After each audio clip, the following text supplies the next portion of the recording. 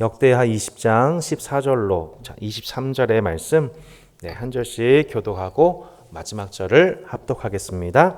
역대하 20장 14절로 23절의 말씀입니다. 여호와의 영이 회중 가운데에서 레위 사람 야하시엘에게 임하셨으니 그는 아삽 자손 마따냐의 현손이요 여이엘의 증손이요 브냐야의 손자요 스가랴의 아들이더라. 야하시엘이 이르되 온 유다와 예루살렘 주민과 여호사밧 왕이여 들을지어다. 여호와께서 이같이 너에게 말씀하시기를 너희는 이 큰 무리로 말미암아 두려워하거나 놀라지 말라. 이 전쟁은 너희에게 속한 것이 아니요 하나님께 속한 것이니라. 내일 너희는 그들에게로 내려가라. 그들이 시스 고개로 올라올 때에 너희가 골짜기 여기 여로엘들 앞에서 그들을 만나려니와 이 전쟁에는 너희가 싸울 것이 없나니 대열을 이루고 서서 너희와 함께한 여호와가 구원하는 것을 보라. 유다와 예루살렘아 너희는 두려워하지 말며 놀라지 말고 내일 그들을 맞서 나가라. 여호와가 너희와 함께하리라 하셨느니라 하매 여호사밧이 몸을 굽혀 얼굴을 땅에 대니 온 유다와 예루살렘 주민들도 여호와 앞에 엎드려 여호와께 경배하고 그아 자손과 고라 자손에게 속한 레위 사람들은 서서 심히 큰 소리로 이스라엘 하나님 여호와를 찬송하니라. 이 백성들이 아침에 일찍 일어나서 들과 들로 나가니라. 나갈 때에 여호사밧이 서서 이르되 유다와 예루살렘 주민들아 내 말을 들을지어다. 너희는 너희 하나님 여호와를 신뢰하라. 그리하면 견고히 서리라. 그의 선자들을 신뢰하라. 그리하면 형통하리라 하고 백성과 더불어 의논하고 노래한 자들을 택하여 거룩한 예복을 입히고 군대 앞에서 행진하며 여호와를 찬송하여 이르기를 여호와께 감사하세 그의 인자하심이 영원하다 하게 하였더니 그 노래와 찬송이 시작될 때에 여호와께서 복병을 두어 유다를 치러 온 암몬 자손과 모압과 세일산 주민들을 치게 하심으로 그들이 패하였으니 곧 암몬과 모압 자손이 일어나 세일산 주민들을 쳐서 진멸하고 세일 주민들을 멸한 후에는 그들이 서로 쳐 죽였더라. 아멘. 여러분 2022년도에 대한민국에서 이 큰 화제를 일으켰던 영화 기억나십니까? 혹은 2014년도에 동일한 인물을 주제로 한 영화가 있어서 그 영화가 1,700만 명의 흥행을 기록했죠. 자, 어떤 영화인지 기억나십니까? 작년에는 그죠. 이름은 이순신, 주인공은 이순신이 맞고요. 다 이순신. 작년에 한산이었죠. 2014년 명량에서 다 이순신에 관한 내용이었었습니다. 그러니까 우리가 잊을만 하면 항상 대한민국 사람들에게 소환되는 인물. 아마 역대 정권 들어설 때마다 계속해서 이렇게 소환되는 국가적 리더십으로서 항상 역사적으로 소환되는 인물이 있다면 그건 아마 이순신 장군 아마 1위가 아닐까 싶습니다. 그래서 우리가 보통 이게 소환된다라고 하는 말은 보통 좋은 말은 아니잖아요. 이렇게 법정에 뭐 소환된다, call이라는 표현이 이제 영어인데 항상 요즘에 어떤 단어로 많이 쓰게 되냐면은 어떤 그 시대적인 어떤 맥락 속에서 필요에 따라서 그 사람이 소환된다, 다시 기억을 불러일으킨다 할 때 이제 소환된다라는 표현을 저희가 이렇게 많이 쓰곤 하지요. 오늘 그런 것처럼 이 역대기 또한 마찬가지로 이스라엘의 한 역사 속에서 그 시대의 현재 역사 속에서 필요한 성경 속의 인물들이 차례대로 소환되고 있는 책이 역대기라고 볼 수가 있습니다. 다시 한번요. 이스라엘의 어떤 특정한 시기 속에서 그 시대의 어떤 필요에 따라서 마치 우리가 이순신 장군이나 세종대왕을 소환해내듯이 지난날 이스라엘 역사 속에서 다시 현실의 필요를 위해 소환되고 있는 인물 기록의 관점을 가지고 있는 책이 뭐예요? 바로 역대기라고 볼 수가 있어요. 오늘 저는 이것을 이제 역대급 반전이다라고 하는 이제 부제를 좀 달아보았습니다.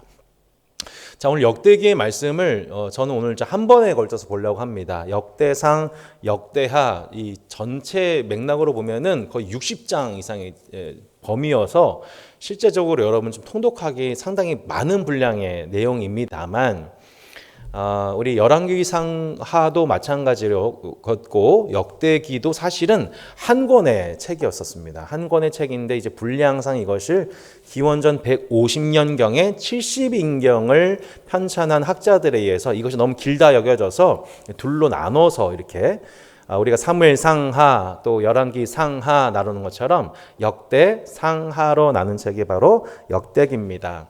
역대기 이제 히브리 원어로 보면은 디브레 하밈이라고 나와 있네요. 그래서 그날들의 말씀, 당시의 사건들이라는 책을 이렇게 이 뜻을 가지고 있습니다. 그러다가 이제 이것이 그 히브리어 원어로 된 책이 이 헬라어로 70인형 이렇게 번역된 성경책을 했었을 때는 이 책의 이름을 뭐라고 했냐면은 참 읽기 어렵죠. 이렇게 파랄레이 포메논 바실레온 유다. 그래서 유다 왕들에 관하여 생략된 이야기라는 책이 이제 부제가 달리게 된 겁니다. 그러니까 생략됐다고 하는 것은 어떤 책의 내용 중에서 생략됐다는 의미일까요? 결국에는 이 열왕기 상하에 실려져 있는 왕들에 관한 기록 중에 생략된 이야기가 기록된 책이 역대기라고 볼 수가 있는 겁니다. 네. 저희가 이 구약 역사 속에서 구약을 볼 때에 두 가지 중요한 역사 기록이 있는데 하나는 사무엘상하, 열왕기상하에 해당되는 역사관입니다. 근데 그 역사관은 뭐에 기인하냐면 신명기에 기인합니다. 그래서 이거를 뭐라고 하냐면 신명기 역사관이라고 합니다. 신명기 역사관. 신명기 역사관이란 뭐냐면 신명기의 말씀에 따라서 하나님의 말씀에 순종했었을 때에 우리 이스라엘 백성들이 복을 누렸고 형통함을 누리게 되었고 반면에 그 말씀에 불순종하게 되었을 때는 그들이 저주를 받게 되는 이야기. 이게 뭐예요? 신명기 역사관이죠. 그래서 그 신명기 역사관에 따라서 하나님께서는 왕의 율법 두셨는데 왕에게 주신 율법에 따라 그 말씀에 순종하면 그 왕이 형통하고 그렇지 않을 때는 하나님께서 왕들에게 징벌하시는 그 내용들을 저희가 살펴보게 되죠. 그래서 그거를 신명기 역사관에 따라서 쓰여진 책이 바로 사무엘상하, 열왕기상하라고 볼 수가 있습니다.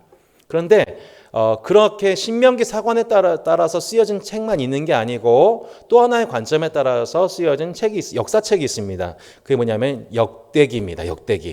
역대기 사관이라고 하죠. 그래서 크게 두 줄기, 신명기 역사관과 역대기 역사관이 구약에서 형성되고 있다고 저희가 볼 수가 있는 것입니다. 자, 실제적으로 여러분 우리가 지금 보고 있는 책으로 보면은 지금 우리가 수요 복음 맛집에서 보고 있는 성경 순서는 사무엘상하, 열왕기상하, 그 다음에 역대상하로 지금 순서가 되어 있잖아요. 근데 실제적으로 저희 역대기는 순서상으로 보면은 구약의 맨 마지막 책입니다. 구약의 맨 마지막 책이에요. 그래서 오늘 잠깐 이렇게 보시면 역대상이 어떻게 이제 시작되는지 한번 볼까요? 역대상이 보면 자, 역대상 1장 1절이 어떻게 시작이 되고 있습니까? 자, 맨 처음 누가 등장하죠? 우리가 잘 아는 아담, 셋, 에노스. 자, 누굽니까? 창세기 원년 멤버들이죠. 네, 아주 오래적 태고적 인물들입니다. 아담에서부터 이스라엘의 족보 이야기가 시작되어서 아담, 셋, 에노스, 게난, 마할렐, 야렛 그러면서 28절에 아브라함의 자손 드디어 이제 이스라엘의 시초인 본 혈육의 시초인 이 아브라함이 등장하고 그 위에 그들의 계보가 어디까지 있다? 아담에서부터 시작된 계보다라는 것을 얘기를 하면서 맨 마지막 역대상 9장에 보시면 그 족보 이야기 이제 맨 마지막 내용들이 이제 나오게 되는데 그 실제적인 맨 마지막 그 족보는 9장 1절로 9절에 나오는 그 예루살렘 귀환한 멤버들 9장 1절에 온 이스라엘들이 그 계보대로 계수되어 그들은 이스라엘 왕조실록에 기록되니라. 유다가 범죄함을 말미암아 바벨론으로 사로잡혀 갔더니 그들의 땅 안에 있는 성읍에 처음으로 거주한 이스라엘 사람들은 이라고 하면서 3절에 유다 자손과 베냐민 자손과 에브라임과 므낫세 자손 중에서 예루살렘에 거주한 자로서 이제 포로에서 귀환하여 예루살렘에 정착한 자손들까지가 이게 뭐냐면 구약의 역사이잖아요. 그러니까 한마디로 지금 역대기는 어디서부터 어디까지 다루고 있냐면 아담에서부터 포로 귀한 시대까지를 다루고 있어요.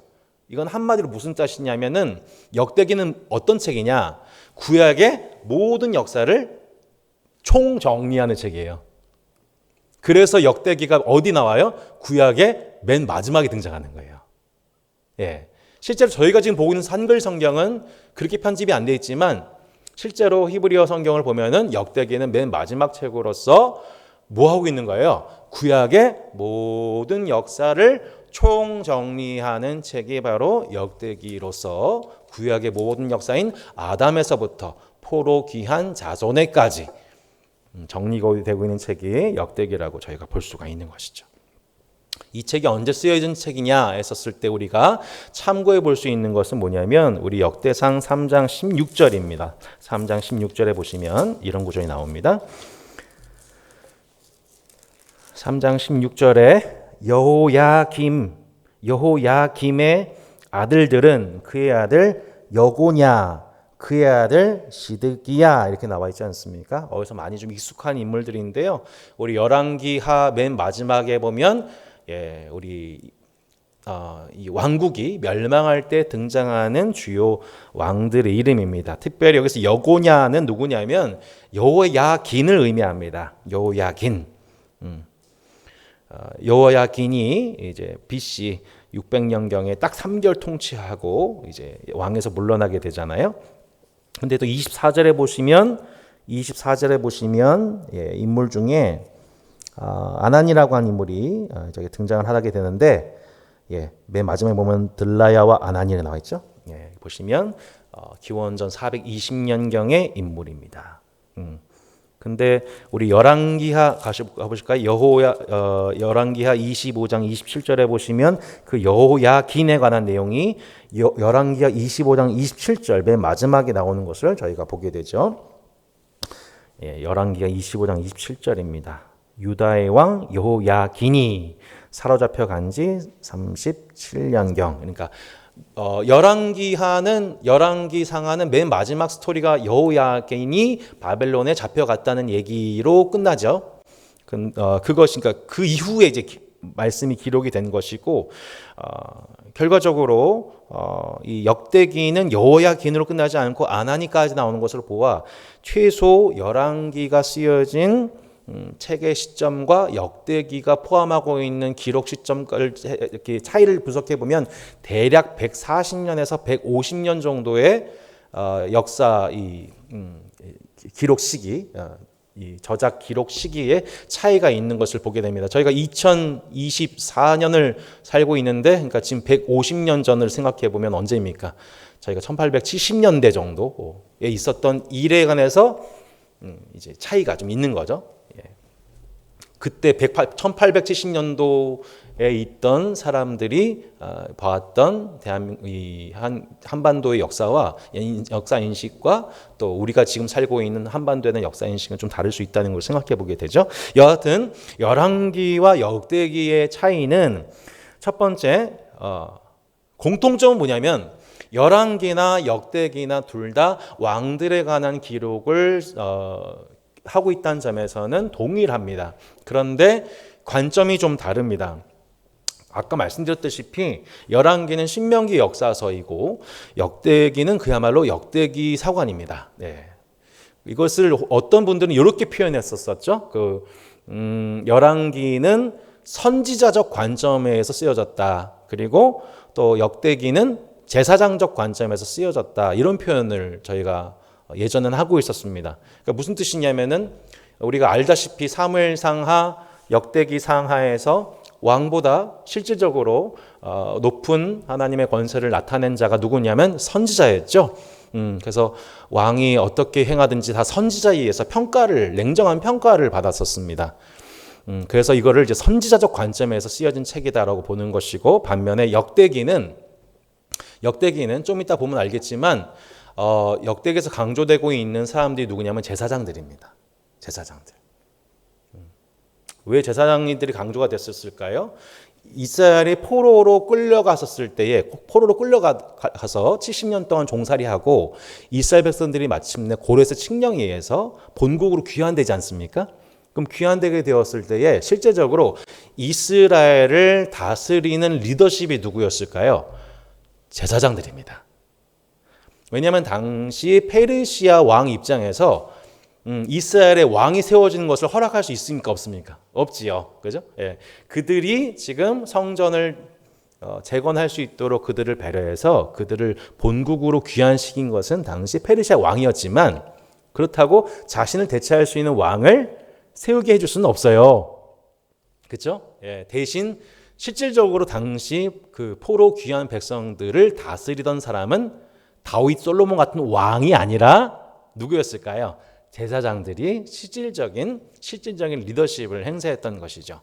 그래서 당시 가장 강조됐던 리더십이 누구냐면 제사장들이었고, 이 역대기는 당시 그 대상들, 포로 귀한 공동체를 대상으로 쓰여진 책이기 때문에 제사장적 관점에 의해서 이 책이 쓰여졌다고 볼 수가 있는 것입니다.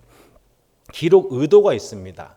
자, 열왕기 상하는 여호야긴이 바벨론 포로로 끌려간 직후에 쓰여진 책입니다. 그러면 자, 한번 생각해 보실까요? 우리도 예전에 간도로, 연해도로 끌려간 적이 있었었죠. 그럼 끌려갔었을 때에 그 우리 대한민국의 우리 선조들께서 당시 그 어린 자녀들을 향하여서 무엇을 가르쳤었을까요? 네, 여러 가지 의미가 있겠지만 우리나라가 망하게 된 이유를 설명하고 이제 우리가 어떻게 하면 다시 독립할 수 있을까 이런 것들 고취하지 않았겠습니까? 그리고 실제적으로 그렇게 외세의 어려움에도 불구하고 우리나라를 지켜오신 여러 선조들을 기억나게 하지 않았겠습니까? 네, 그 관점들이 이제 열왕기와 역대기에 삽입되어 있는 겁니다. 열왕기는 뭘 말하고 있는 거냐면 왜 우리나라가 망했는가 이거를 설명하는 관점이 뭐냐면 열왕기인 거예요. 왜 우리는 하나님의 백성이고 선택받은 백성인들인데 왜 우리는 망했지? 왜 지금 바벨론 포로로 끌려왔지? 에 관한 후손들의 질문에 대해서 대답하는 책이 열왕기였어요. 그 이유는 딱 하나야. 우리를 축복하신 하나님을 버리고 다른 신을 겸하여 우상을 섬긴 그 결과로서 우리가 하나님께 징계를 받게 되었단다. 우리가 그렇게 하나님의 말씀을 버리면 우리가 그러한 운명을 당하게 된단다. 이걸 보여준 책이 뭐예요? 열왕기입니다. 그런데 역대기는 시점적으로 150년 뒤에 기록된 책입니다. 자, 이스라엘 백성들이 포로로 끌려가서 고생한 기간이 70년입니다. 70년 후에 이제 이스라엘 백성들이 포로 귀환하여서 마침내 예루살렘으로 돌아오게 되었습니다. 아마도 역대기는 그 예루살렘으로 돌아온 이후에 쓰여진 책으로 보여준 책이 역대기예요. 그러면 돌아오게 되었을 때에 이들은 또 다른 질문이 생겼을 거예요. 지금 어떤 정황이에요? 그들은 물론 지금 바벨론으로부터 벗어나서 지금 물론 페르시아의 지배로부터 벗어나서 본국으로 소환이 됐지만 그들은 여전히 자주국가는 아니에요. 예전처럼 자신들을 다스릴 수 있는 왕이 없어요. 정치적으로도 빈약하고 자주국가도 아니고 예전과 같은 전성기도 아니고 이런 가운데서 과연 우리는 어떤 민족인가? 우리는 어떤 정체성을 가지고 어떤 정체성이지? 그리고 앞으로 우리나라는 어떻게 되지? 라고 하는 그 후손들의 질문이 있었겠지요. 그 질문에 대한 답변으로 쓰여진 책이 뭐냐면 역대기인 거예요. 네. 그러니까 지금 어떤 시기인지 이제 느껴지시죠? 지금 이제 막 해방이 되고 막 독립이 되어가지고 이제 막상 자주국가로서 시작을 해야 되는데 여전히 주변은 여전히 페르시아가 강대국으로서 전 세계를 다스리고 호령하고 있는 상황인데 자신들은 힘은 너무너무 미력한 상황인 거죠. 그 가운데서 우리가 물론 지금 돌아오긴 했지만 이것이 무슨 의미가 있을까에 관한 질문이 생기는 거죠. 그러니까 이 질문에 대한 신학적 해답으로서 주신 책이 바로 역대기라는 거예요. 그래서 우리가 열왕기를 읽을 때의 관점과 역대기를 읽을 때의 관점은 너무 다른 거예요. 너무너무 다른 거예요. 근데 우리는 자꾸 이제 열왕기 봤다가 또 역대기를 보면서 이 주책을 보면서 되게 많이 헷갈려 하죠. 그래서 이 책이 어떤 배경 속에서 주어져 있나를 우리가 이해하고 이 책을 읽는 것과 그렇지 않는 것은 엄청난 해석적 차이가 나게 되는 겁니다. 자, 다시 한번 정리해 보면 이 책이 누구에게 주어진 것입니까? 2번 역대기의 배경이죠. 이스라엘 귀한 공동체입니다. 귀한 공동체. 지금 이 책은 아주 분명한 목적에 의해서 쓰여진 책이에요. 분명한 타겟팅이 있어요. 주요 독자가 있어요. 누구예요? 이스라엘 귀한 공동체. 막 지금 페르시아에서 벗어났어요. 자, 어떻게 벗어나게 되느냐? 역대하 보시면 역대하 맨 마지막 구절에 이렇게 나오죠. 역대하 36장 22절, 23절.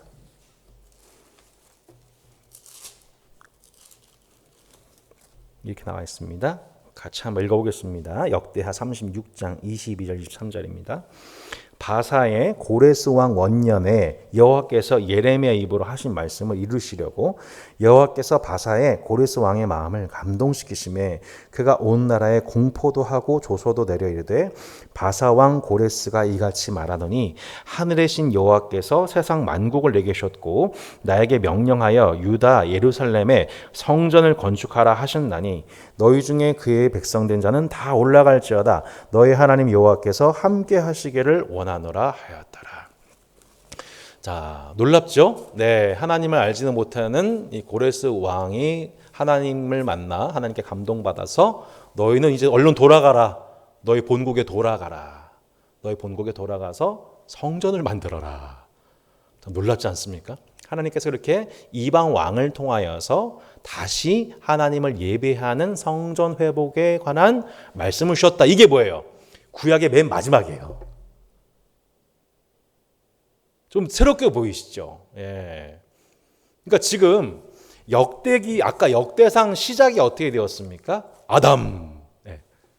아담은 누굽니까? 처음 하나님이 이 세상을 성전으로 만드시고 제사장 부르셨던 존재입니다. 하지만 아담은 실패하였죠. 역대 왕들은 다 그것에 실패하였는데 놀랍게도 하나님은 어떤 일을 계속해서 진행하고 계신 거예요.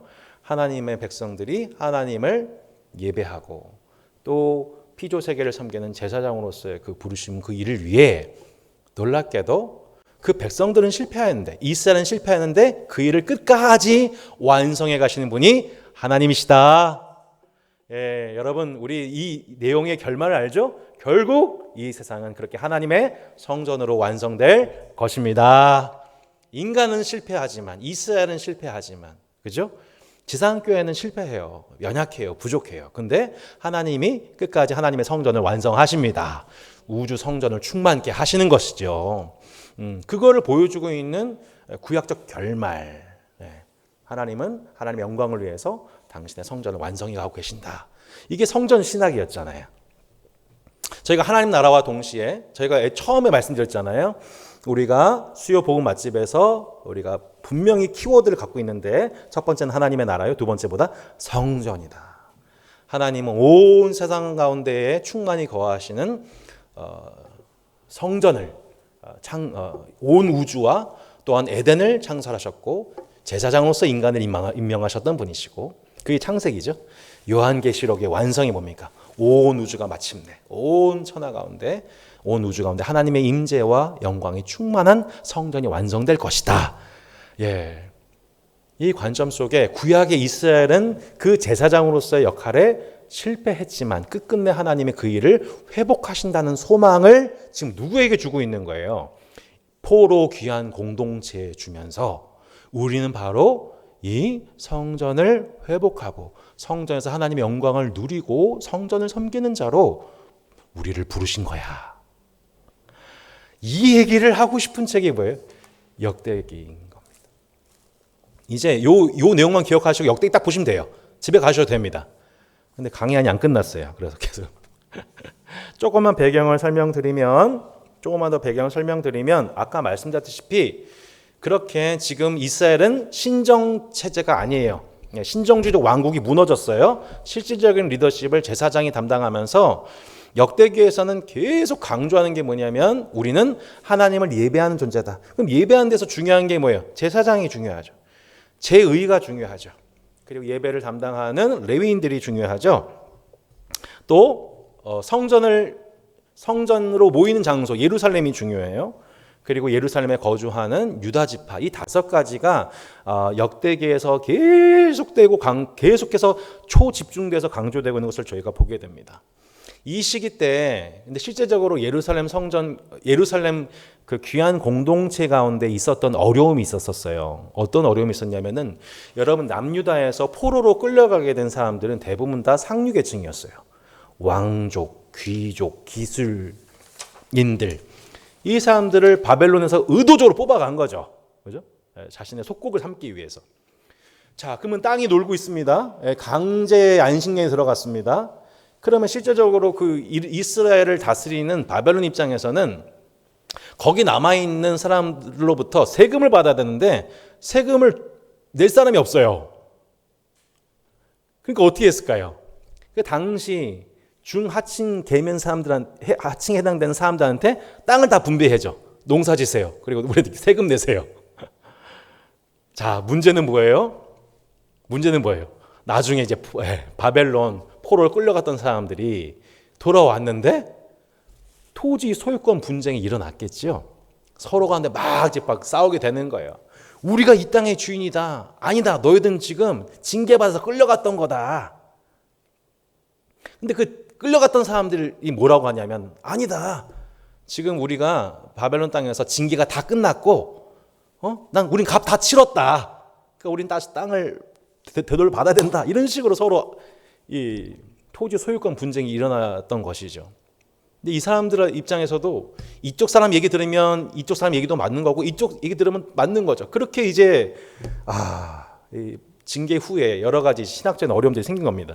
근데 실제적으로 그 끌려갔던 사람들이 바벨론에 거했던 땅이 니프루라고 한 땅이래요. 양질 목사님 책에 나와 있는데 이 땅이 놀랍게도 갈대아우로 바로 옆 동네입니다.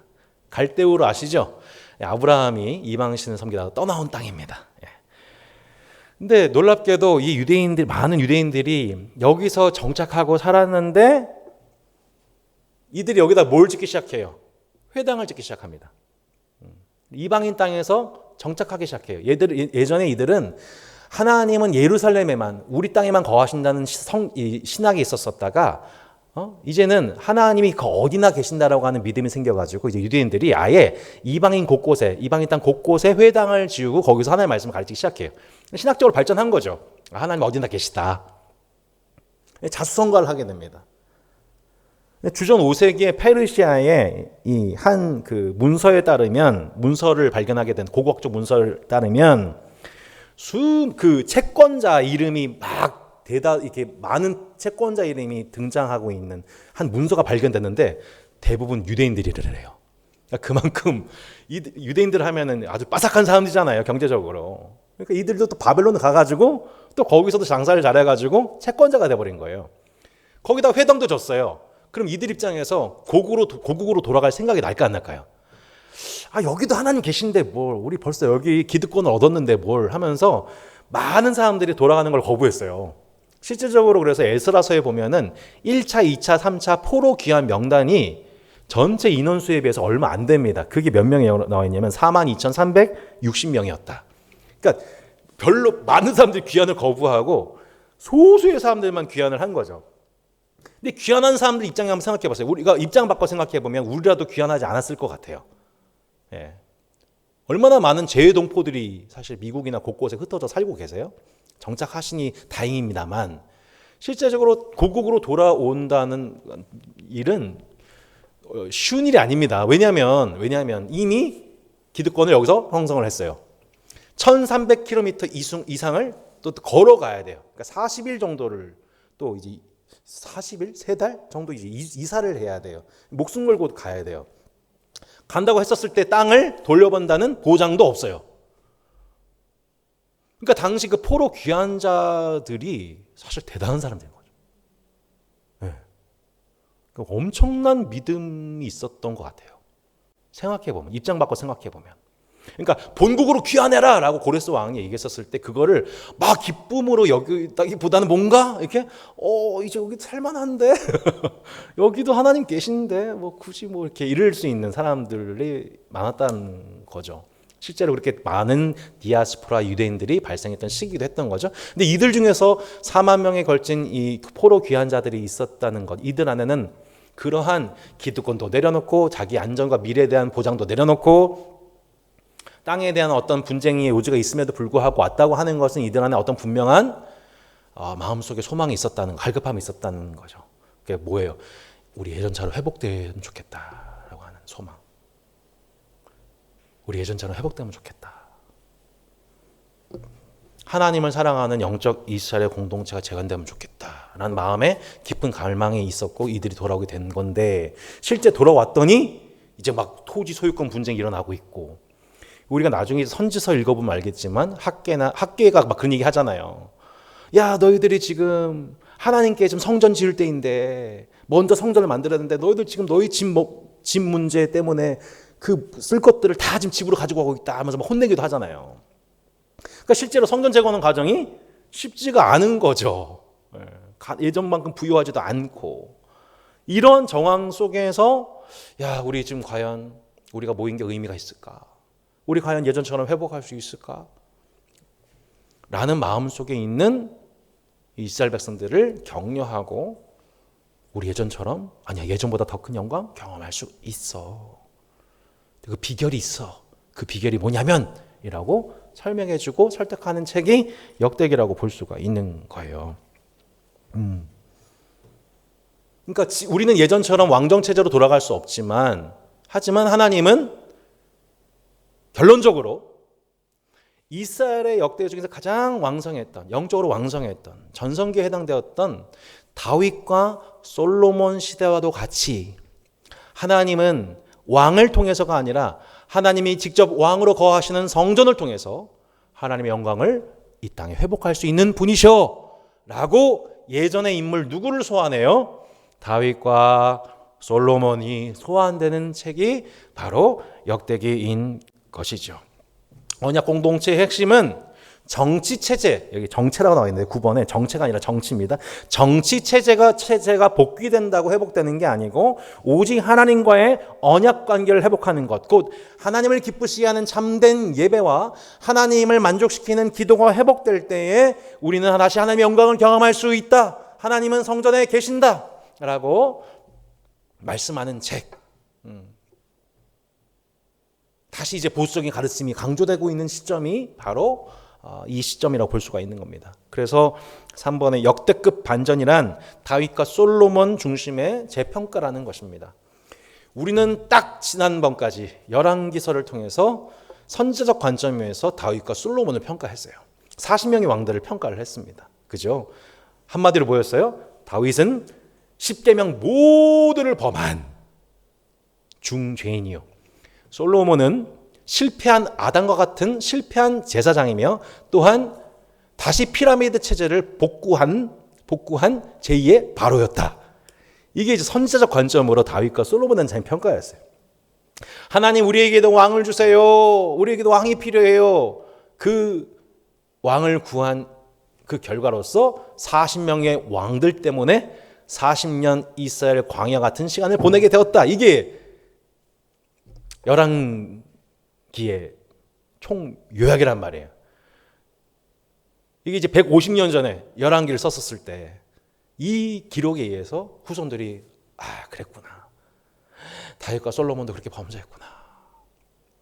우리도 그렇게 세속으로 돌아갈 수 있구나. 이거를 말씀했던 책이 150년 전 열왕기였는데, 이제 이스라엘 백성들이 포로로 귀환하게 되었는데, 포로 귀환하게 되었었을 때에 이들에게는 필요하게 된 신학이 필요한데, 그게 뭐냐면 성전 신학의 영광이고, 그 성전을 완성했던 옛 인물 두 사람, 곧 다윗과 솔로몬이 소환될 수밖에 없었던 거예요. 그래서 역대급 반전이라고 하는 것이죠.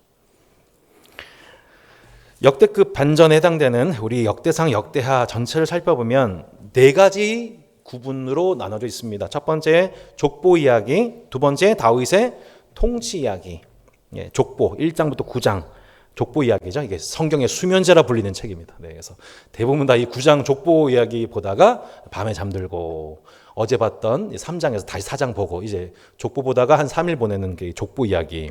두 번째가 다윗의 통치 이야기, 역대상 10장부터 29장. 세 번째가 솔로몬의 통치 이야기, 역대하 1장부터 9장. 그리고 맨 마지막에 다윗 왕조, 나머지 왕들에 대한 평가예요. 그러니까 한마디로 지금 역대기에 40%가 어디에 집중되어 있어요? 다윗과 솔로몬. 예, 성전 건축자였던 다윗과 솔로몬 통치 이야기가 기록된 것을 저희가 보게 됩니다.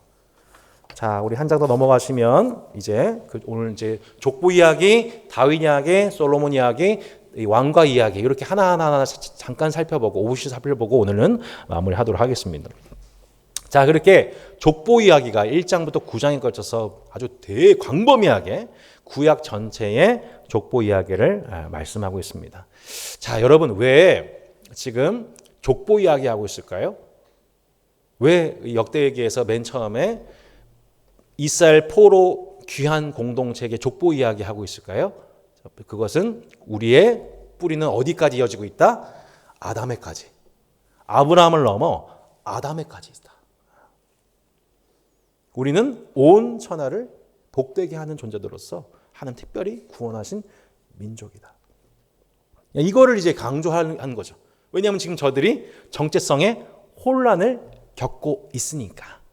우리는 열방이 보기에 별건 아니야. 지금 페르시아 중심의 세계 체제에서 우리는 너무나도 약소국이라 됐단 말이에요. 그러니까 점점 정체성이 아주 약해져 있는 시기 속에서 아니야.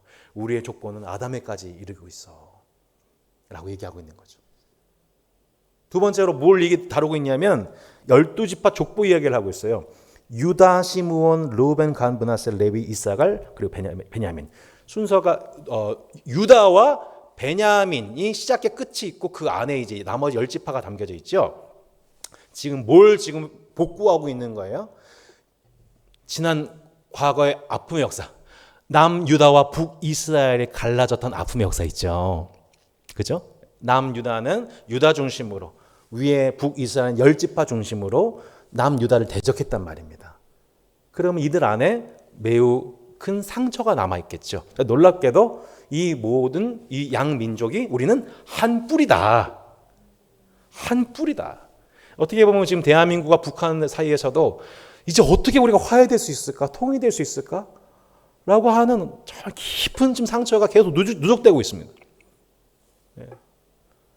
녹은 빙하가 점점 멀어지듯이 지금 역사 속에서 한반도의 역사가 그렇게 둘로 갈라져서 점점 다시 연합될 수 어려울 것 같은 우리가 현실을 경험하고 있는데 지금 역대기는 뭘 하고 있어요? 우린 하나였다. 12지파 다 하나였어. 지금 이거를 이제 수용하고 있는 역사가 아닌 겁니다. 우리가 남이가? 우리가 지금 온 열방이 흩어졌다가 다시 모이게 되었지만 우리는 원래 한 족보다 라고 하는 대통합적인 역사관을 보여주고 있는 내용이라고 볼 수가 있는 거죠. 물론 여기서 우리 역대상 잠깐 안 볼 수가 없네요. 역대상에 보시면 역대상 9장에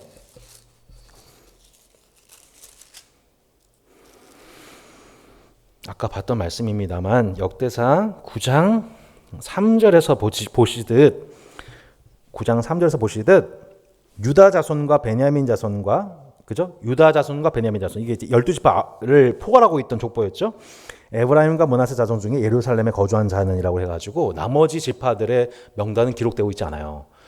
예, 그러니까 지금 실제적으로 남은 지파는 유다 지파와 베냐민 지파 중심이에요. 나머지 흩어졌던 아수르에 의해서 각 열방으로 흩어졌던 나머지 지파들은 기록되고 있지가 않아요.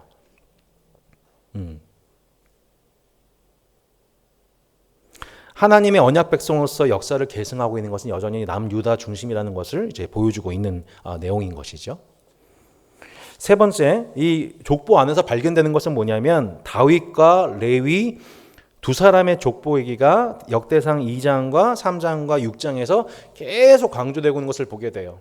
그러니까 모든 족보를 포괄하고 있지만 가장 강조되고 있는 두 집안은 다윗 집안이고 레위 집안이에요. 그 이유가 있어요. 왜요? 다윗은 뭐를 만들게 된 집안이에요? 성전을 만들게 된 집안이고 레위는 뭐 하는 집안이에요?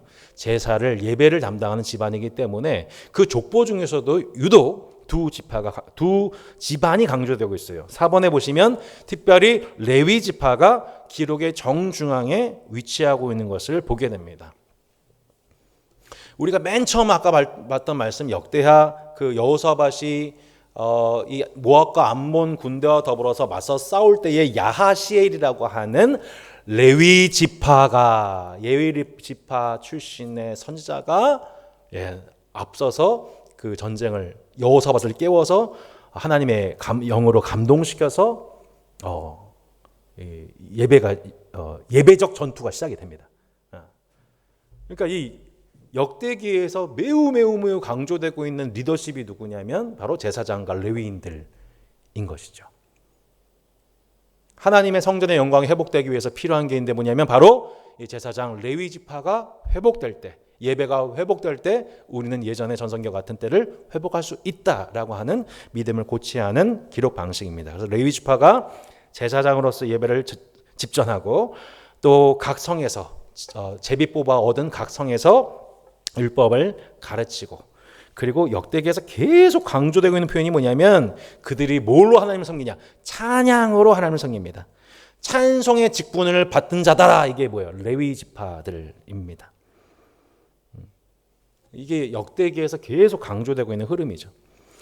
역대기의 주인공이 누굽니까? 다윗과 솔로몬이 성전 건축자들로서 등장하고 있고요. 또한 포로 귀환 세대가 족보상 50번째입니다. 그러니까 이렇게 어떻게 기록이 되어 있냐면 아담부터 노아 때까지 10세대요. 셈부터 아브람까지 10세대요. 아브람부터 요시아까지 30세대. 이게 전체의 구조예요. 그러니까 그러니까 엄밀히 말하면 아담부터 다시 한번 정리할게요. 아담부터 노아가 10세대고 그 다음에 셈부터 아브라함이 10세대예요. 그리고 아브람부터 요시아가 30세대. 그러니까 아브람은 중복돼요. 두 번. 그러니까 결과적으로 아담부터 요시아까지가 49세대예요. 이게 역대기 전체 기록이에요. 49세대. 그 다음에 요시아 이후 세대가 뭐냐면 50번째 세대. 근데 성경에서 50번째라고 하는 건 뭐냐면 50년, 희년의 때죠. 놀랍게도 하나님은 탐욕으로 범죄한 이스라엘로부터 그 땅을 포로된 이스라엘을 포로 삼으심으로 도리어 그 땅에 뭘 주세요? 안식을 주시는, 회복을 주시는 그 모형을 저희가 또 발견하게 되죠. 그래서 전체 족보 안에는 이러한 신학적 강조점들이 담겨져 있는 것을 저희가 보게 돼요. 두 번째가 다윗의 통치에 관한 부분이죠. 역대상 11장으로 29장 내용인데 보시다시피 이런 내용들이 담겨져 있어요. 근데 우리가 열왕기상 봤었을 때에는 물론 다윗이 초반기와 중후반기 기록이 너무 관점이 다르죠.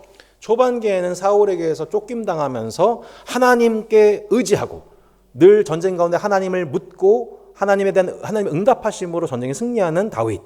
그래서 모든 원수와 사울에게서 건져주신 하나님, 다윗을 높이신 하나님을 발견한다면 중후반 이후에는 왕들이 출전했었을 때에 한가로의 옥상에서 즐기고 있다가 한가로 있다가 여자를 보게 되고 범죄하게 되고 그 이후에 범죄 후에 그 다윗 왕가가 망가지는 이야기 이렇게 중심으로 해서 아주 적나라한 기록들이 남아 있습니다. 그런데 놀랍게도 역대기에 보시면 다윗 그리고 솔로몬에 관해서는 부정적인 얘기가 거의 나오질 않습니다. 11개의 기록을 쌍그리 무시하는 겁니까? 역사를 왜곡하는 것일까요? 그것은 아닙니다. 하지만 11개의 기록 목적과 다른 역대기의 기록 목적 때문에 그렇습니다. 그들은 11개라는 책을 따로 물려받고 있어요. 근데 또 다른 책이 지금 필요했던 거죠. 지금 어떻게 하나님을 예배하는 하나님의 백성으로서 다시 회복될 수 있을까에 관한 것인가에 관한 관점으로 쓰여진 책이 역대기이기 때문에 역대기 기자는 다윗과 솔로몬에 관한 부정적인 평가를 거의 하지 않고 그들이 하나님의 성전을 회복하기 위해서 얼마나 정성스럽게 예물을 준비했고 얼마나 정성스럽게 기도하고 찬양으로 하나님께 영광을 돌렸는지를 그 관점을 가지고 쓴 책이 역대기예요. 그래서 다윗에 관한 얘기를 쭉 살펴봐도 다윗의 범죄 얘기가 하나도 안 나옵니다. 밧세바 얘기 안 나와요. 예, 압살롬 얘기도 안 나와요. 아무 얘기도 안 나와요. 징계받던 얘기도 안 나와요. 딱 한 얘기만 꼬집어서 얘기를 해요. 근데 한 얘기가 뭐냐면 우리가 잘 알고 있는 그 3번에 나와 있는 내용입니다. 1번에 답 못 따라서 답답하시죠? 찬양으로 마무리. 언약궤를 예루살렘에 안치했고 찬양으로 마무리했던 내용이 나오고요. 3번에 보시면 인구 조사의 큰 죄가 나옵니다. 역대상 21장 30절에 보시면 이렇게 나옵니다. 21장 1절 보실까요? 1절에 보시면 사탄이 일어나, 역대상 21장입니다. 사탄이 일어나 이스라엘을 대적하고 다윗을 충동하여 이스라엘을 계수하게 하니라. 결과적으로 요압이 인구 계수를 하죠. 5절에 요압이 백성의 수요를 다윗에게 보고하니 이스라엘 중에 칼을 뺄 만한 자가 110만 명이요 유다 중에 칼을 뺄 만한 자가 47만 명이라. 요압이 왕의 명령 마땅치 않게 여겨 레위와 베냐민 사람은 계수하지 아니하였더라. 하나님이 이 일을 악하게 여기사 이스라엘을 치심에 다윗이 하나님께 아뢰되 내가 이 일을 행함으로 큰 죄를 범하였나이다. 이제 간구하오노니 종의 죄를 용서하여 주옵소서. 내가 심히 미련하게 행하였나이다. 여호와께서 다윗의 선견자 가데에게 말씀하여 이르시되 가서 다윗에게 말하여 이르기를 여호와의 말씀이 내가 내게 세 가지를 내어놓으리니 그 중에서 하나를 내게 택하라. 내가 그것을 내게 행하리라 하셨다 하라 하신지라. 가시 다윗에게 나아가 그에게 말하되 여호와의 말씀이 너는 마음대로 택하라. 혹 3년 기근이든지 혹 3년 석 달을 적군에게 패하여 적군의 칼에 쫓기는 일이든지 혹 여호와의 칼 곧 전염병이 사흘 동안 이 땅에 유행하며 여호와의 천사가 이스라엘 온 지경을 멸할 일이든지라고 하셨나니 내가 무슨 말로 나를 보내신 이에게 대답할지를 결정하소서 하니 다윗이 가데에게 이르되 내가 곤경에 빠졌도다. 여호와께서는 긍휼이 심히 크시니 내가 그의 손에 빠지고 사람의 손에 빠지 아니하기를 원하나이다 하는지라. 이에 여호와께서 이스라엘 백성에게 전염병을 내리시며 이스라엘 백성 중에서 죽은 자가 7만 명이었더라. 왕이 인구조사하는 목적은 보통 세 가지입니다. 세금을 징수하기 위해서, 그리고 노역을 시키기 위해서, 혹은 군대를 위해서, 군대 조직을 위해서.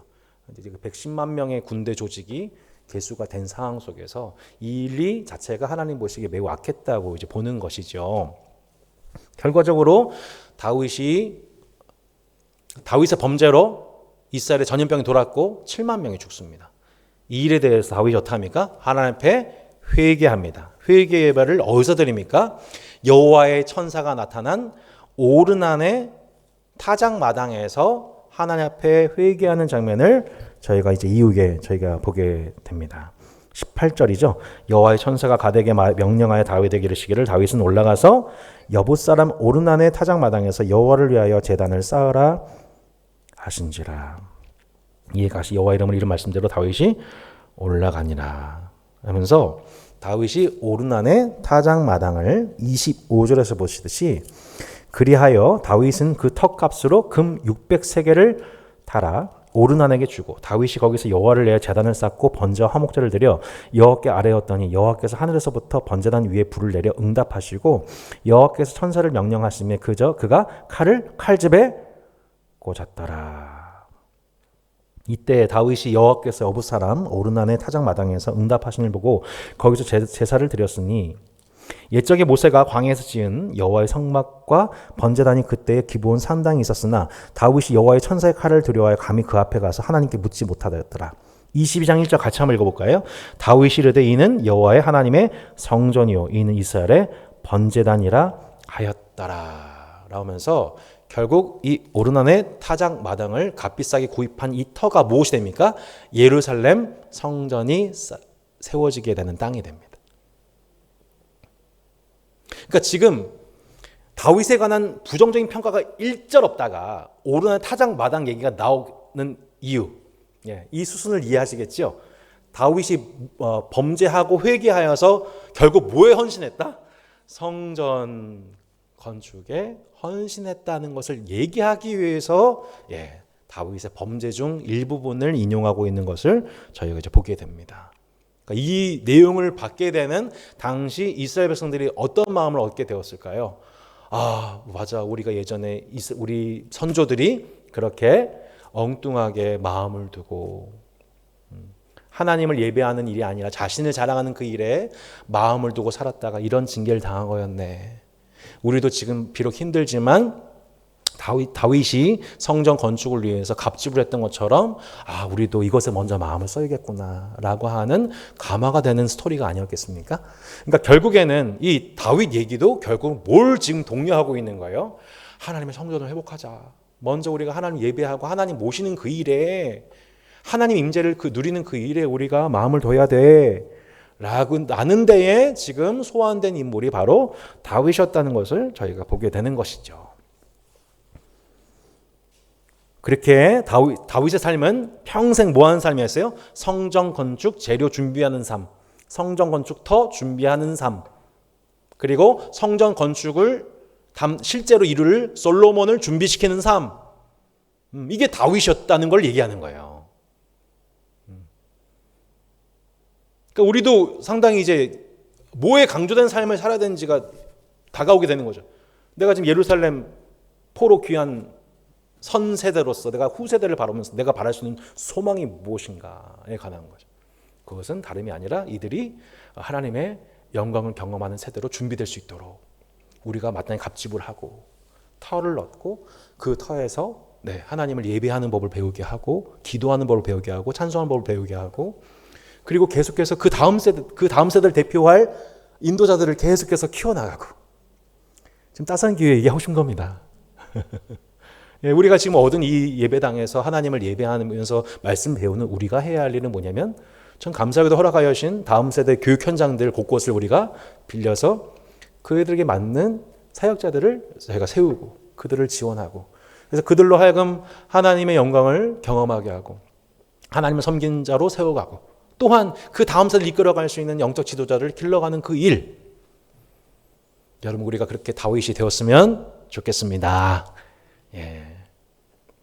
언제가 우리 자손들도 우리를 그렇게 추억 소원할 날이 오겠죠. 그때 우리 믿음의 선배들이 그때 그 일을 해줬기 때문에 우리가 지금 하나님의 영광을 경험하고 있는 거구나. 이렇게 추억을 소환한 일이 오게 되는 것이죠. 솔로몬 때에 제 입장에서는 참 이렇게 지난주에 열왕기 그렇게 솔로몬을 때렸던 제 입장에서는 잘 이해가 안 될 수 있지만 이 역대기 관점 속에서 솔로몬은 그럼에도 불구하고 그 하나님의 성전 신학의 최절정, 성전 신학과 모든 신앙적 노력의 최절정의 순간 이 솔로몬 때가 였다는 것을 보게 됩니다. 그 내용이 역대하 5장 11절로 14절에 보시면 그렇게 성전 건축에 자신의 생애를 걸었던 다윗의 그 결과로서 솔로몬 때에 어떤 것을 경험하게 되냐. 마침내 5장 11절로 14절에 보시면 이렇게 나와 있죠. 이때는 제사장들이 그 바늘대로 하지 아니하고 스스로 정결하게 하고 성소에 있다가 나오매 노래하는 레위 사람 아삽과 헤만과 여두돈과 그의 아들들과 형제들이 다 세마포를 입고 제단 동쪽에 서서 재금과 비파와 수금을 잡고 또 나팔 부는 제사장 120명이 함께 서 있다가 나팔 부는 자와 노래한 자들이 일제히 소리를 내어 여호와를 찬송하며 감사하는데 나팔 불고 재금 치고 모든 악기를 울리며 소리를 높여 여호와를 찬송하이르되 선하시도다 그의 자비하심이 영원히 있도다 하매 그때에 여호와의 전에 구름이 가득한지라. 제사장들이 그 구름으로 말미암아 능히 서서 섬기지 못하였으니 이는 여호와 영광이 하나님의 집에 가득함이었더라. 출애굽기 40장 성막에 임했던 하나님의 영광이 마침내 다시 이제 주거식 성막인 성전에 하나님의 영광이 충만했다. 하나님이 마침내 이스라엘 가운데 거하셨다. 이 내용을 보게 되는 것이죠. 이후 역대하 6장에 솔로몬의 그 유명한 하나님을 감동시키는 성전을 하나님은 성전에 국한되는 분이 아니지만 하나님께서 이 성전에 거해 주시기를 바랍니다. 라는 그 유명한 솔로몬의 기도 후에 역대하 7장에 보시면 이렇게 나오죠. 역대하 7장 1절에 솔로몬이 이 기도를 마침에 불이 하늘에서부터 내려와서 그 번제물과 제물들을 사르고 여호와의 영광이 그 성전에 가득하니 여호와 영광이 여호와의 전에 가득함으로 제사장들이 여호와의 전으로 등이 들어가지 못하였고 이스라엘 모든 자손은 불이 내리는 것과 여호와의 영광이 성전 위에 있는 것을 보고 돌을 깐 땅에 엎드려 경배하며 여호와께 감사하되 선하시도다 그의 인자하심이 영원하도다 하니라. 아멘.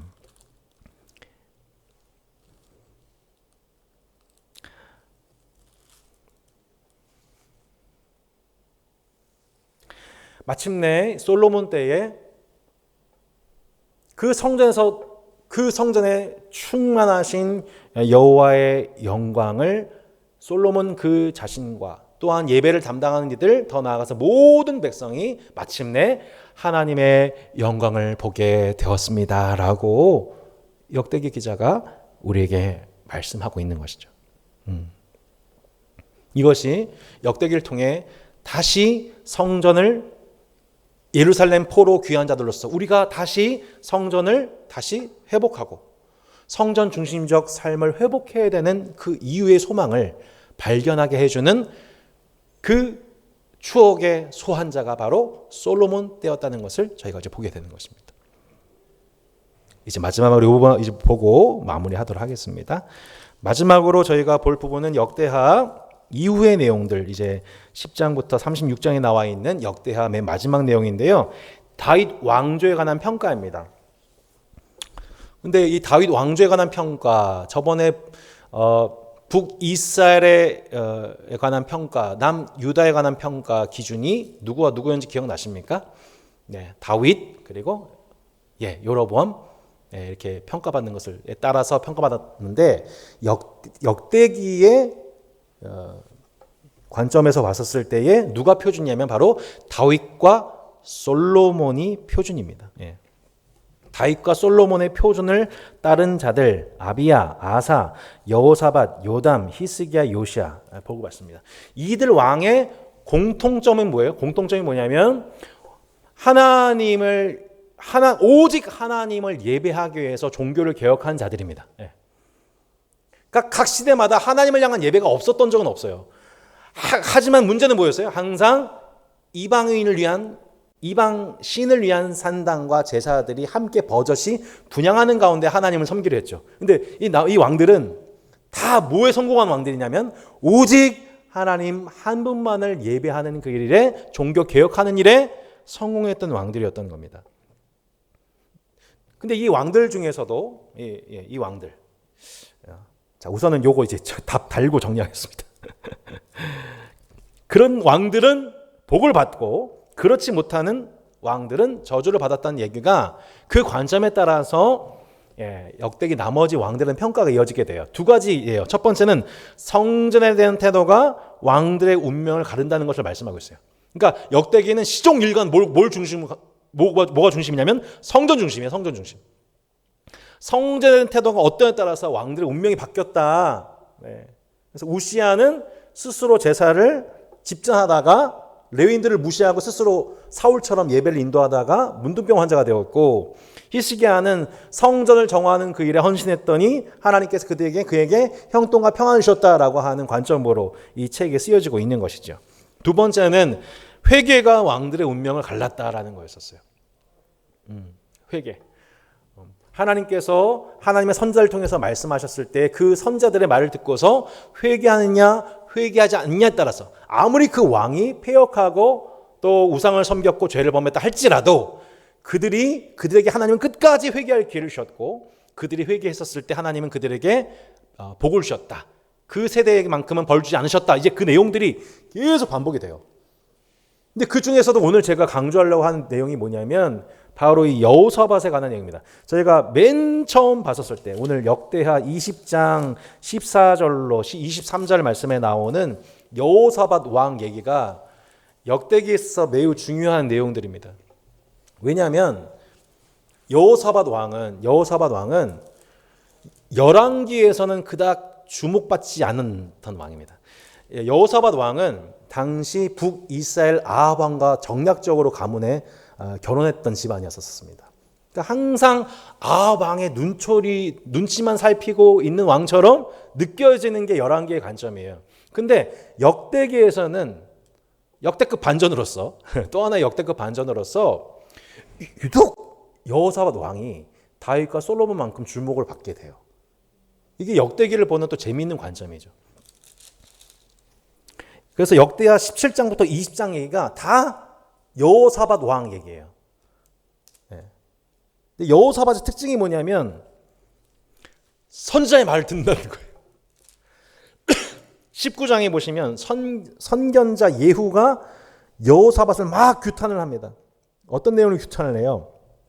2절에 보시면 하나니의 아들 선견자 예후가 나가서 여호사밧 왕을 맞아 이르되 왕이 약한 자를 돕고 여호와를 미워한 자들을 사랑한 것이 옳습니까? 그러므로 여호와께로부터 진노하심 왕에게 임하겠습니다. 그러나 왕에게 선한 일도 있으니 이는 왕이 아스라 목상들을 이 땅에서 없애고 마음을 기울여 하나님을 찾음이다 하였더라. 그랬더니 어떻게 합니까? 여호사밧이 예루살렘에 살더니 다시 나가서 브엘세바부터 에브라임 산지까지 민간에 돌아다니며 그들을 그들의 조상들의 하나님 여호와께 돌아오게 하고 또 유다 온 나라의 견고한 성읍에 재판관을 세우되 성읍마다 있게 하고 재판관들이 이르되 너희가 재판하는 것이 사람을 위하여 할 것인지 여호와를 위하여 할 것인지 잘 살피라. 너희가 재판할 때 여호와께서 너희와 함께 하심이니라. 그런즉 너희는 여호와를 두려워하는 마음으로 삼가 행하라. 우리 하나님 여호와께서는 불의함도 없으시고 치우침도 없으시고 뇌물을 받는 일도 없으시냐 하니라. 여호사밧이 또 예루살렘에서 레위 사람들과 제사장들과 이스라엘 족장들 중에서 사람을 세워 여호와께 속한 일과 예루살렘 주민의 모든 송사를 재판하게 하고 그들에게 명령하려되 너희는 진실과 성심을 다하여 여호와를 경외하라. 아멘. 여호사밧이 이렇게 종교적인 사법적인 개혁을 단행한 왕으로서 유독 역대기에서 주목을 받게 되는 거예요. 그리고 그렇게 하나님을 경외하는 왕으로서 주어지는 결과가 뭐게 되냐면 역대 20장의 그 유명한 여호사밧과 아람의 전쟁 가운데에서 어떤 방식으로 이 왕이 승리하게 되는가가 아까 처음 읽었던 이 역대하 20장 14절로 23절의 방식이죠. 여호와의 영이 회중 가운데 레위 사람 야하실에게 임하였으니 그는 아삽 자손 mat단야의 현손이요 여이엘의 증손이요 분야의 손자요 스가랴의 아들이더라. 야하실이 이르되 온 유다와 예루살렘 주민과 여호사밧 왕이여 들을지어다. 여호와께서 이같이 너에게 말씀하시기를 너희는 이 큰 무리로 말미암아 두려워하거나 놀라지 말라. 이 전쟁은 너희에게 속한 것이 아니요 하나님께 속한 것이니라. 아멘. 이들이 어떻게 싸워요? 자신들의 무기로 싸우지 않고요. 예배로 싸워요. 17절에 보세요. 이 전쟁에 너희가 싸울 것이 없나니 대열을 이루고 서서 너희와 함께한 여호와가 구원하는 것을 보라. 유다와 예루살렘아 너희는 두려워하지 말며 놀라지 말고 내일 그들을 맞서 나가라. 여호와가 너희와 함께하리라 하셨느니라 하매 여호사밧이 몸을 굽혀 얼굴을 땅에 대고 온 유다와 예루살렘 주민들도 여호와 앞에 엎드려 여호와께 경배하고 그앗 자손과 고라 자손에게 속한 레위 사람들은 서서 심히 큰 소리로 이스라엘 하나님 여호와를 찬송하니라. 22절 그 노래와 21절 백성과 더불어 의논하고 노래한 자들을 택하여 거룩한 예복을 입히고 군대 앞에서 행진하며 여호와를 찬송하여 이르기를 여호와께 감사하세 그의 인자하심이 영원하도다 하게 하였었나니 그 노래와 찬송이 시작될 때에 여호와께서 복병을 두어 유다를 치러 온 암몬 자손과 모압과 세일산 주민들을 치게 하심으로 그들이 패하였으니 아멘. 이렇게 나오고 있는 거예요. 네. 지금 뭘 얘기하고 있는 거죠? 우리 민족은 보통 민족이 아니야. 지금 계속해서 바벨론에 휘둘리고 아수르에게 휘둘리고 페르시아에게 지배를 당하는 것 같은 시대이지만 한 봐라. 열방이 우리 앞에서 어떻게 패하게 되느냐. 우리는 우리의 군사력으로 우리의 외교력으로 왕의 힘으로 승리하는 게 아니고 우리의 왕이신 여호와 하나님이 친히 우리를 거느리셔서 승리하는 백성이다. 우리는 하나님의 성전에서 계시는 그 하나님을 섬기는 자손들로서 하나님을 예배하는 예배인들과 함께 더불어 함께 하나님을 노래하고 찬송할 때에 찬송하는 백성으로서 우리는 온 열방을 다스리는 복을 받은 영적 이스라엘이야 라는 것을 누구에게 교훈하고 있는 거예요? 귀한 공동체 후손들에게. 지금 우리 눈앞에는 당장 페르시아가 지배하고 있는 것 같은 가운데서 우리를 다스릴 왕도 없고 안정적인 주거지도 없고 땅도 없는 가운데에서 도대체 우리 민족은 뭘 먹고 살아야 되지? 뭘 믿고 살아가야 되지? 라고 지금 정체성의 혼란을 겪고 있는 페르시아에 빌붙어야 돼? 우리 하나님을 버려야 되는 거야? 라고 고민하고 있는 그 후손들에게 뭘 주고 있는 거예요? 아니야, 이거 여호사밧 때 이런 일을 봐봐. 우리는 성전에 계신 하나님을 예배하는 것으로 충분해. 너희는 하나님을 신뢰해. 선자의 말을 신뢰해. 그러면 모든 게 형통할 거야. 라고 지금 예배 신학을 회복하고 있는 이 역대기의 관점을 저희가 보게 되는 것이죠. 성도 여러분, 오늘 역대기의 말씀을 통해서 우리 각자와 우리 공동체에게 주시는 분명한 메시지가 있다고 믿습니다. 다윗과 솔로몬을 소환함을 통하여서 그들이 경험했던, 물론 그들은 범죄하여 징계를 당했지만 다시 포로 귀한 공동체를 위해 하나님은 역대의 사건들을 다시 소환하게 하셨고, 그 예전에 있었던 일을 통해서 다시 우리가 하나님을 섬김으로 경험했던 하나님의 영광을 회복할 수 있는 소망과 비전을 회복시켜 주셨던 것입니다. 한국교회가 지금 침체 일로입니다. 가운데에서. 이 가운데서 우리에게 주시는 소망이 뭘까요? 지금 이 시기에 우리에게 주신 소망이 뭘까요, 도대체? 그 소망을 저는 역대기를 통해서 다시 발견하고 묵상해야 한다고 생각되어집니다. 각자에게 주시는 기도 제목과 소망을 붙잡고 하나님 다시 이 이스라엘 가운데 함께 하셨던 그 하나님을 소망하며 바라보게 하였던 이 역대기의 내러티브를 우리 마음속에 소화하게 하시고, 또 이것을 가지고 우리 후손들을 격려하고 또 후손들을 이끌어갈 영적인 지도자들을 세워가는 우리 따스한 교회가 되게 하여 주옵소서. 우리 함께 기도하면 좋겠습니다.